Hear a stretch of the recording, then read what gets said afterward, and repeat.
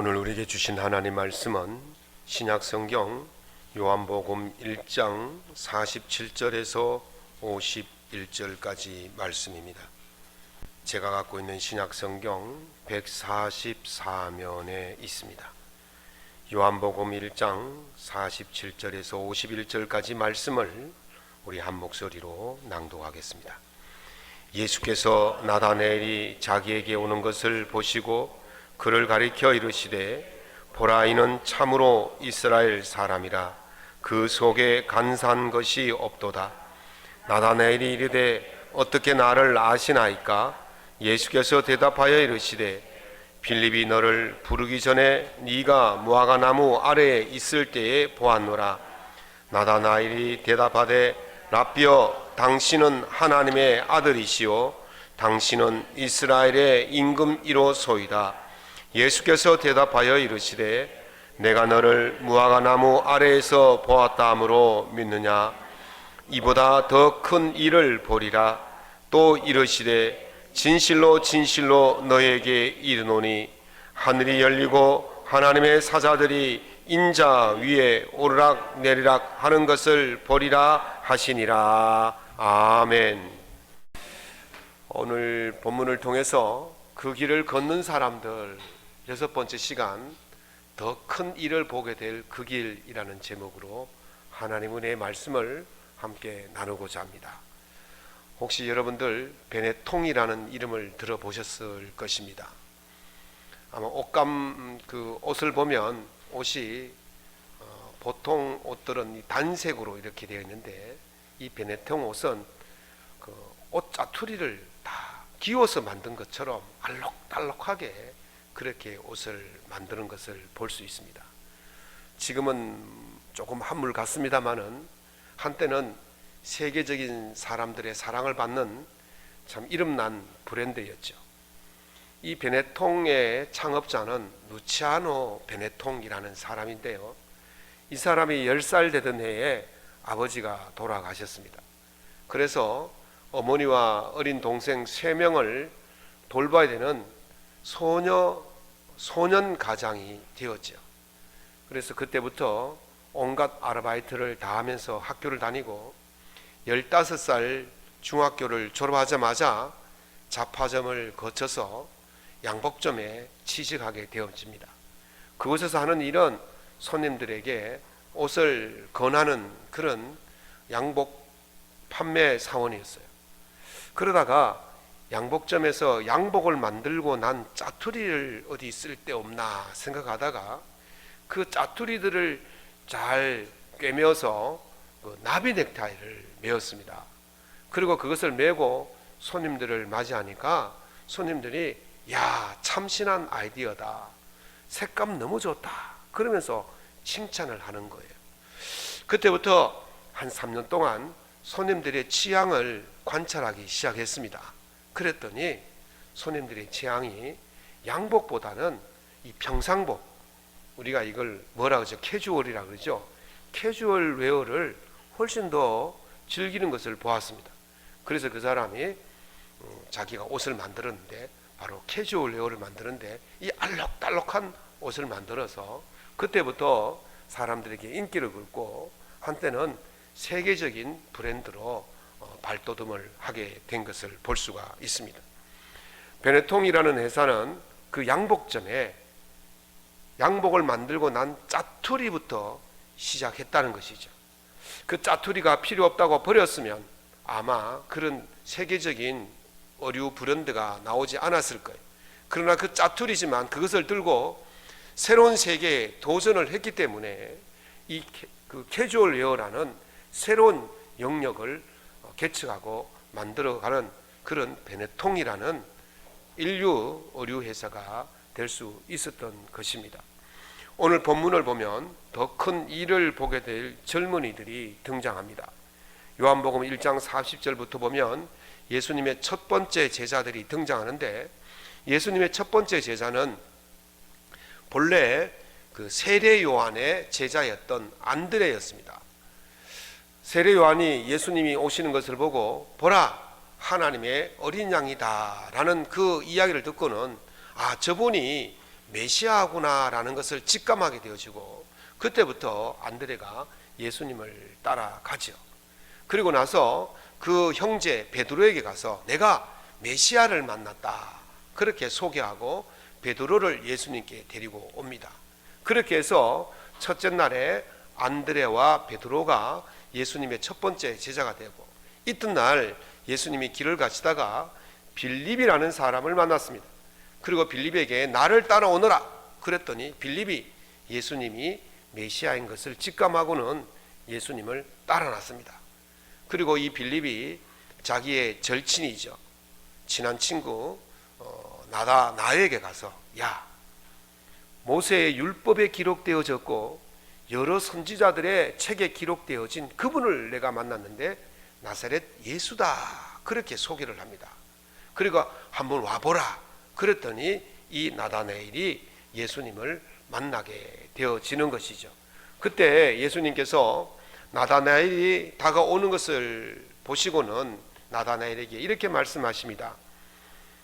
네가 이보다 더 큰 일을 보리라.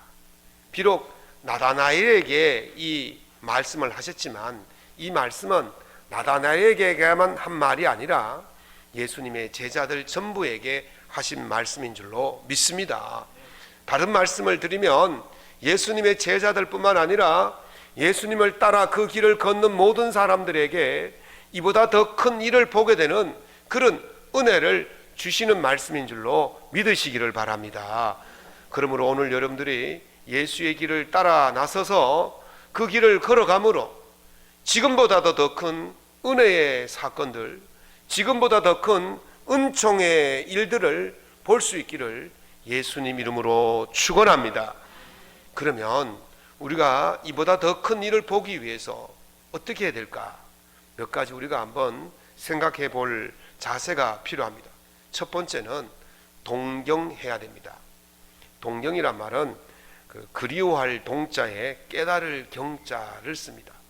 이 말을 사전적으로 풀이하면 어떤 것을 간절히 그리워해서 그것만을 생각하는 것이 바로 동경입니다. 여러분들 동경하는 일들이 있습니까? 동경하는 사람이 있습니까? 저는 결혼하고 나서 뭐라 그랬죠? 주말 부부를 몇 년을 했어요. 그러니까 저녁만 되면 어디 가서 서 있겠습니까? 저는 학교 다니고 집사람은 직장 다니니까 어디 가서 서 있어야 되겠습니까? 전화기 요즘처럼 휴대폰이 없고 거의 공중전화였어요. 그래서 공중전화 하나 하려면 전부 다 거기 학생들이 줄을 쭉 서있는데 한 통 하려면 3분 하려면 최하 30분에서 40분 기다려야 돼요. 그래도 그 3분을 하기 위해서 그 3, 40분을 가만히 기다리고 있습니다. 왜 그렇습니까? 동경하는 사람이 있기 때문에 그렇습니다. 간절히 그리워하고 그 사람만 생각나는 거예요. 그러니까 그 사람에게 전화하기 위해서 3, 40분을 그렇게 기다리는 것입니다. 공자는요, 나이가 되면 해야 될 일이 있다고 말을 합니다. 그래서 그 공자는 그 논어위정 4편에 보면 이런 말을 했습니다. 내가 15살에 학문의 뜻을 세웠다. 그래서 그것을 지학이다. 그렇게 말합니다. 내가 30에 스스로 서게 되었다. 그래서 이립이라고 그렇게 말합니다. 내가 40에 세상에 미혹됨이 없었다. 그래서 내가 그것을 불옥이다. 그렇게 말합니다. 내가 50에 하늘의 뜻을 알게 되었다. 그래서 그것을 지천명이라고 부릅니다. 내가 60에 무슨 이야기를 들어도 귀가 순해졌다. 그래서 그것을 귀자에 순할 순자를 써서 이순이다. 그렇게 말합니다. 내가 70에 세상에 어떤 일을 해도 법도에 어긋나지를 않았다. 그래서 종심이다. 그렇게 말을 합니다. 그래서 15살 나이에 학문의 뜻을 세우고 30에 스스로 자립하고 그래야만이 제대로 된 사람이다. 그렇게 이야기하는 거죠. 그런데 보십시오. 15살 나이에 학문의 뜻을 세우고 공부하는 15살짜리 나이 학생들이 얼마나 됩니까? 우리 저기 앉아있는 학생들 물어보겠어요. 15살에 학문의 뜻을 세웠나요? 15살에 학문의 뜻을 세운 아이들은 드뭅니다. 요즘같이 캥거루족이 많은 이 시대에 30살에 스스로 자립하는 사람 참 보기 힘듭니다. 이렇게 세상에 유혹거리가 많은 이때에 40에 흔들림이 없이 꿋꿋하게 길을 가는 사람 드뭅니다. 50에 하늘의 뜻을 알고 그 하늘의 뜻대로 사는 사람이 얼마나 되겠습니까? 60에 무슨 이야기를 들어도 너그럽게 이해하고 그럴 수도 있지 허허허 웃는 사람이 얼마나 되겠습니까? 70에 무슨 짓을 하든 법도에 어긋나지 않을 만큼 그렇게 의롭게 사는 사람이 얼마나 되겠습니까? 생물학적 나이를 따졌을 때에 그 나이에 그렇게 하는 사람이 없다는 거예요. 다시 말씀드리면 그렇게 살 수가 없다는 거예요. 그럼에도 공자가 나이에 따라서 그 이름을 붙인 이유가 무엇이겠습니까? 어쨌든 그것이 우리 인생이 이루어야 할 일들이기 때문에 그렇게 붙이고 있는 것입니다. 저절로 그렇게 될 수가 없는 거예요. 그러나 그 일에 대해서 내가 동경하고 내가 간절히 그리워하고 내가 간절히 생각하고 그것을 위해서 동경하는 사람들은 죽었든지 살았든지 그 일을 이루게 될 것입니다. 예수님의 첫 번째 제자들은 이 동경하는 것이 있었어요. 제자들은 그렇게 간절하게 기다리면서 그리워하면서 생각하는 것이 무엇이었냐면 바로 그것이 메시아 오심이었습니다. 이것이 제자들에게만 있는 간절함이 아니라 이스라엘 모든 사람들이 가지고 있는 사상이 뭐냐면 바로 메시아 오심에 대한 사상, 이걸 메시아 대망이라 그러죠. 메시아니즘, 메시아 대망에 대한 그 사상이 모든 사람들이 다 가지고 있었던 거예요. 그러나 이 사상이 이스라엘에 다 가지고 있는 사상이었지만은 그것에 대해서 간절하게 그리워하고 그 일이 이루어지기 위해서 열망하는 사람들이 얼마나 되겠냐 하는 것이었죠. 실제로 예수님께서 탄생하셨을 때에 동방에 있는 박사들이 헤롯 궁정에 와서 유대인의 왕이 났다는데 어디 있느냐 물었을 때 헤롯이 깜짝 놀랐죠. 내가 왕인데 그리고 나의 아이를 놓은 적이 없는데 이게 도대체 무슨 말이냐. 그래서 제사장들과 종교 지도자들을 불러서 도대체 이 말이 무슨 뜻이냐라고 물었더니 이 사람들이 이렇게 말합니다. 성경에 분명히 온다고 적혀져 있습니다. 그렇게 있어요. 모르는 게 아니에요. 제사장들과 바리새인들과 사두개인들과 종교 지도자들이 다 알고 있었어요. 그런데 예수님을 찾아 나선 사람은 누구였습니까? 저 멀리서 온, 동방에서 온 이 박사들 세 사람만 예수님을 찾아갔단 말이죠. 나머지는 알고 있었지만 실행하지 않았어요. 동경이라는 것은 단순히 아는 것으로 끝나는 것이 아니라 직접적으로 그 일이 있었으면 그것이 현실에 나타났을 때에 움직이는, 그것이 바로 동경하는 사람들의 자세고 태도인 것입니다. 사랑하는 성도 여러분, 이 제자들이 동경했던 이것이 바로 나타났을 때에 이들은 즉시로 예수님을 따라 나섰습니다. 예수님의 첫 번째 제자들이 가졌던 그 동경 때문에 그들은 예수님께서 보여주시는 가장 큰 일을 보게 된 줄로 믿습니다. 사랑하는 성도 여러분, 우리 삶에 지금보다 더 큰 일을 보여주실 것이라는 약속을 동경한다면, 믿음을 버리지 않고 그 믿음을 가지고 기도한다면 반드시 더 큰 일을 보게 될 줄로 믿습니다. 히브리서 11장 1절에 보면 믿음은 바라는 것들의 실상이요 보지 못하는 것들의 증거라 그랬어요. 이 믿음이 바로 동경하는 자세예요. 이렇게 믿음을 가지고 간절하게 동경하면 우리 삶의 그 믿음대로 이루어지는 역사가 일어나게 될 줄로 믿습니다. 또 말씀하시기를 예레미야 33장 3절에 너는 내게 부르짖으라 내가 내게 응답하겠고 네가 알지 못하는 크고 비밀한 일을 네게 보이리라. 아멘. 우리가 믿음을 가지고 기도하면서 동경하면 반드시 그것이 삶에 이루어지게 될 줄로 믿습니다. 주님이 약속하신 그 길을 믿음을 가지고 기도하면서 동경하면서 그 길을 따라갈 때에 이보다 더 큰 일을 보게 될 줄로 믿습니다.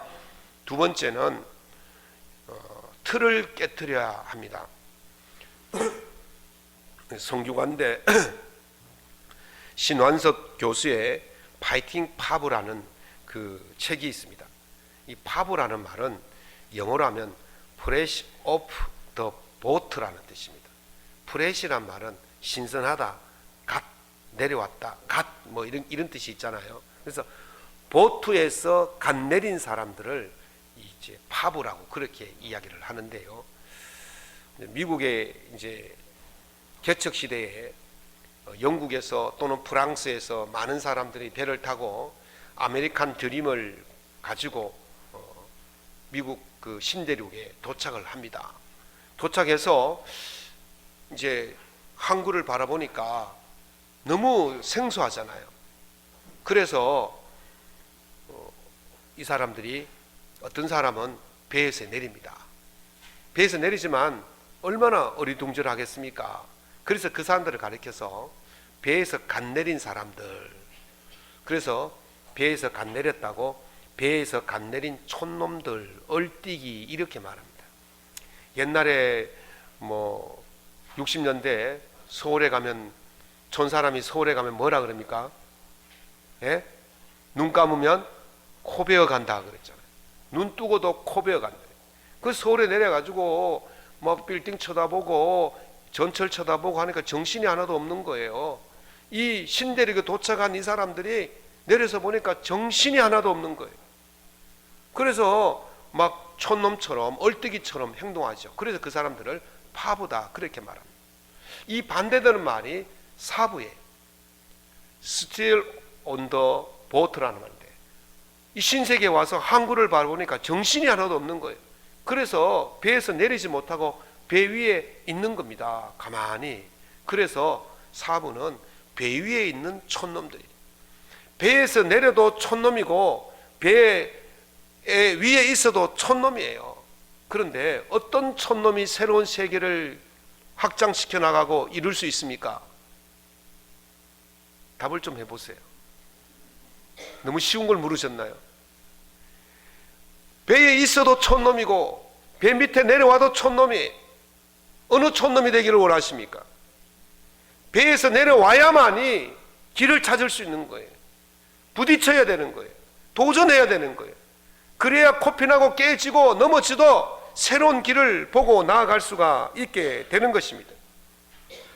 누가 길을 찾을 수 있습니까? 배라는 틀을 깨트려야 되는 거예요. 그래야만이 새로운 길을 발견할 수가 있게 되는 것입니다. 오늘 본문을 보면 이 빌립이 예수님을 만나고 나다나엘에게 가서 말하죠. 모세 율법에 기록되어진 그 사람, 여러 선지자들이 말한 그 기록에 있는 그 사람을 내가 만났다. 그랬더니 나다나엘이 나사렛에서 무슨 선한 것이 날 수 있느냐라고 말합니다. 그때 빌립이 그럼 한번 와서 보라. 자, 빌립은요 배에서 먼저 내린 촌놈이에요. 그러나 나다나엘은 아직 배에서 내리지 못한 촌놈이었지만 내려와봐, 와서 만나봐, 그 말을 듣고 따라 나섰더니 이 두 사람이 새로운 큰 일을 보게 된 줄로 믿습니다. 빌립과 나다나엘의 대화를 자세히 들어보면 이 사람들은 동경하는 것이 있었어요. 알았어요. 이미 모세 율법에 기록되어 있는 메시아가 온다는 것을 알았고 여러 선지자들이 말한 그 기록에 메시아가 온다는 것을 알고 있었어요. 그랬을 때 이들은 그 현실적으로 나타났을 때에 비록 생소했지만 그 길에 도전하였고 뛰어들었던 것입니다. 배에서 내리지 못하면 새로운 세계를 맛볼 수가 없습니다. 틀을 깨뜨리지 못하면 새로운 세계로 나아갈 수가 없는 것입니다. 예수님이라는 신세계에 여러분들이 들어가서 그분의 은혜를 누리고자 원한다면 여러분들의 삶의 틀을 깨뜨리지 않고는 그 예수님의 새로운 세계에 들어갈 수가 없는 것입니다. 아직은 어리둥절하지만 그 틀을 깨뜨리고 한 발자국 한 발자국 나아갈 때에 새로운 세계가 여러분 앞에 복의 세계가 여러분 앞에 있게 될 줄로 믿습니다. 예수님께서 나온 나다나엘에게 이보다 더 큰 일이 무엇이겠습니까? 예수님께서 공생의 기간 동안 행하신 기적과 이적을 나다나엘은 옆에서 다 지켜보았고, 예수님께서 십자가에 죽으시고 부활하시고 하나님의 자리에 오르신 그 모습을 보게 된 것입니다. 이보다 더 큰 일이 어디 있겠습니까? 우리가 예수님의 신세계로 제대로 뛰어든다면 우리가 겪어보지 못한 놀라운 일들을 발견하게 될 줄로 믿습니다.